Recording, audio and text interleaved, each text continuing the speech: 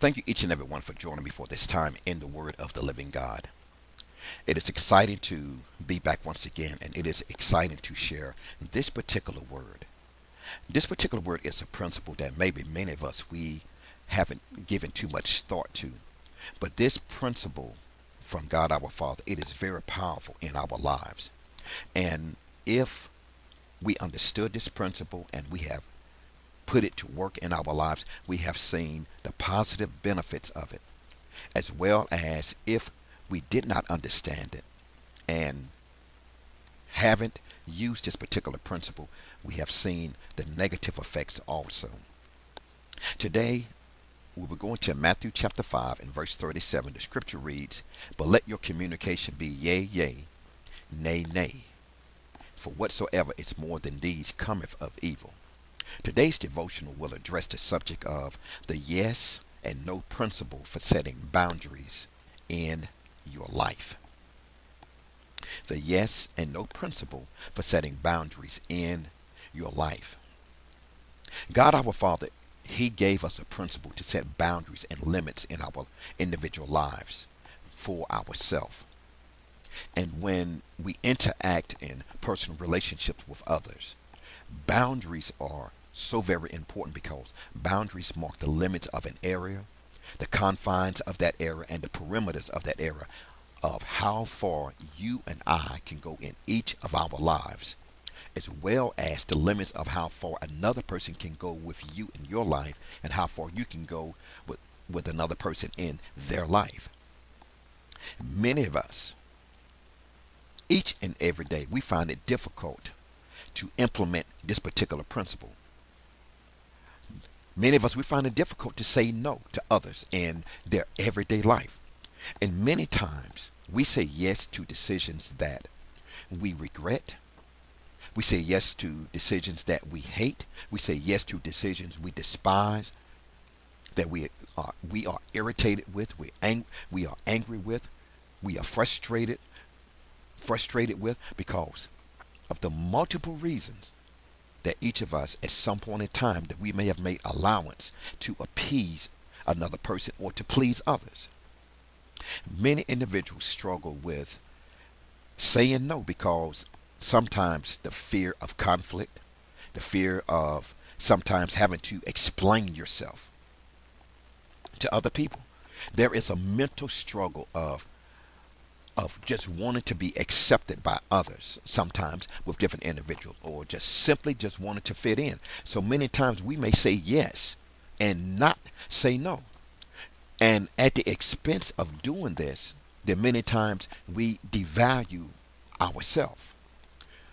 Even many people can find it hard to say no because of self-esteem issues, because of not understanding and knowing your self-worth.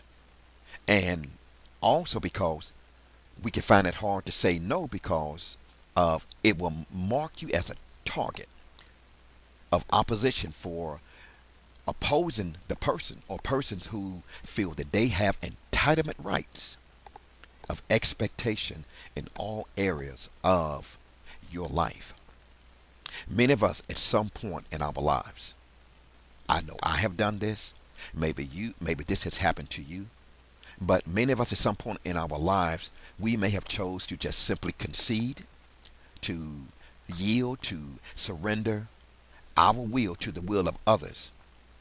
And just simply saying to ourselves, I mean, although I hate this situation and I do not like this situation, but to keep the peace, I will let so and so win or just have their way.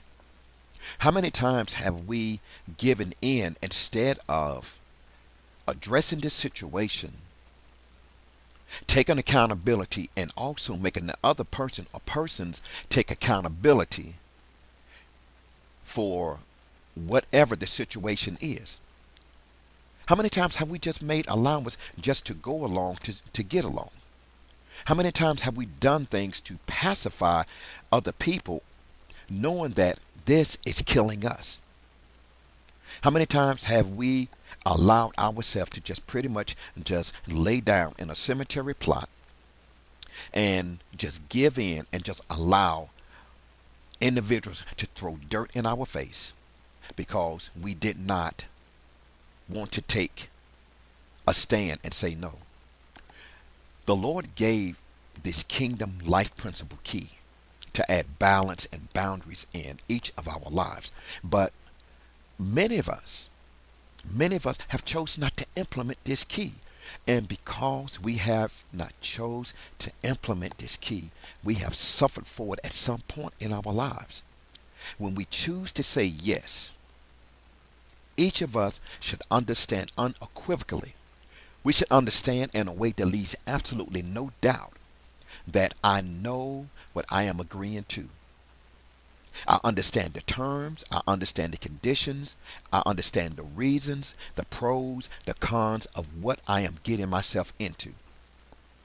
I am perfectly clear on the decision that I have made. So whenever we say yes, we should not say yes with a blindfold on. We should say yes because we understand the accountability, the account that I have to give for saying yes to this thing or to an individual in our lives. I want you to think about this. Think about how many decisions you and I have made wherein we did not take full accountability of the choices we were planning to make, and that choice turned our world upside down because we went into it with blinders on. And because we chose to make allowance, we permitted it, we gave permission, we said, okay, look, it's cool, even though we knew we did not want to do it in our heart, mind, and soul. We said it's okay. We said, all right, I'm down with it. And after we made that mental, conscious decision, we may have found ourselves living day in and day out, wishing and regretting that we could take it all back. Think about all of the decisions and choices we have made when it comes to things and people in our lives that we have said yes to, we've given allowance to. And those things, those individuals, those persons did not add to your quality of life, nor my quality of life for the good or for the positive. I think about, this decision. I think of how I gave in, I did things, and I remember my mother taught us what you allow, it will continue. And think about how many times we have given things a pass in our life. Think about how many times we have given people a pass in our life because we would not take authority over our life. Let us reminisce and just think about how many times we said yes and not no to individuals. We gave them access, we gave them authority, we gave individuals power over our lives, over our emotions, our bodies, our mind, our spirit, our possessions, our finances. We gave them so much power even over what we could eat, where we could go, who we could befriend and even be friends with, who could come to our house, who we could communicate with, who we could see, when we could see our family, or even if we could see our family, how we could dress, what we could say, and that list, it just goes on because of not using the principle key of yes and no. Millions upon millions of us, we have literally lost our will to a thing or to another person. This happens every day on the job, in the privacy of our homes, many times with our children, with parents, with grandparents, with relatives, with siblings, in personal relationships and marriages, in schools and colleges, in religious institutions, churches, in cult groups, among racial ethnic groups, in positions of leadership, with men, with women, with young people, with children. This happens when each of us start using the principles of yes and no according to God's plan individually. We will begin to set the precedence of order, priority, the importance, and we will set the conditions in each of our lives. First for ourselves, and then secondly for others. And by doing this, We will make a strong declaration. We'll make a proclamation, an affirmation to everyone else, starting right now. You better come correct in how you approach me, because I choose to respect myself. I forgive myself for allowing things to go on in my life that took away from me, that subtracted away from me, that caused me to be less than the person that God created me to be. So first, I take accountability. I own every one of my decisions by doing these things. And secondly, the same way I choose not to respect myself, I expect you to respect me also. Now, can I make you respect me? No, I can't. But the expectation, and it is on the table now. So I advise you, approach me and come correct. Now, I want each of us to understand this. When you take a stand for yourself, when you, first of all, when you own your own stuff, and then when you make other people own their stuff by taking accountability, there will be repercussions. There will be an unintended consequence that will occur at some point in time. That will be very much, it will be unwelcome by some people, because you or I made a decision to think for ourselves, to dictate how much allowance, or if any, to dictate what permissions are allowed in our lives. When we choose to cut the umbilical cord to toxic people, to toxic things in our lives that operate as parasites,